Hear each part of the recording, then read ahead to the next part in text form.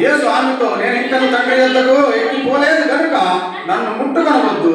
అయితే నా సహోదరుల యొద్దకు వెళ్ళి నా తండ్రియు మీ తండ్రియు, నా దేవుడును మీ దేవుడైన నా వారి యొద్దకు ఎక్కిపోతున్నానని వారితో చెప్పమని.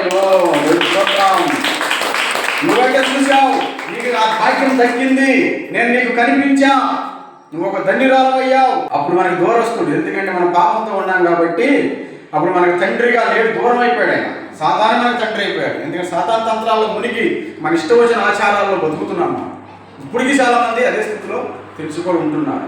కానీ దేవుడు అంటున్నాడు, ఇప్పుడు ఏం చేశానంటే నేను మరణించి రక్తము కాచి మరి మీకోసం మీ శాప పాపాలు నాణ్యత మీద వేసుకుని శాపగ్రస్తుడై పాపాత్ముడైపోయి నేను పాపంగా మారిపోయి, పాపము లేని నేను పాపంగా మారిపోయి ఈ రోజు మిమ్మల్ని పరిశుద్ధులుగా చేయడానికి నేను మళ్ళా సమాధిలోంచి తిరిగి లేచాను కాబట్టి నా తండ్రి అనగా నా తండ్రి ఆస్తి నాది, నా తండ్రి పరలోకం నాది, అలాంటి వారసుడు నేను.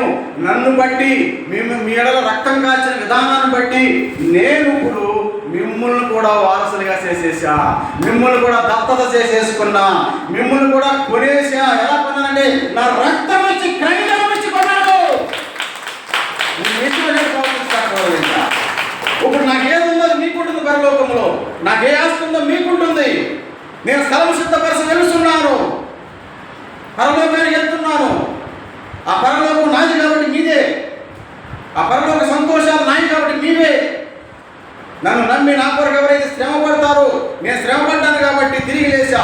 అలాగే ఈ రోజున శ్రమను కూడా మీరు భరించి మీరు ఓర్చుకుంటే రేపొద్దున నాలాగానే సంతోషంగా నిత్యము సాగు లేకుండా, నాశనము లేకోకుండా, అక్షయ లోకములో ఆకలి దప్పులు లేకుండా ఆనందంగా జీవిస్తారు మీరు. నా తండ్రి మీ తండ్రి ఇప్పుడు ఒక్కడే. ఇదండి సువార్త యొక్క ప్రతిఫలం ఏంటంటే ఇది. సువార్త యొక్క సారాంశం ఇది.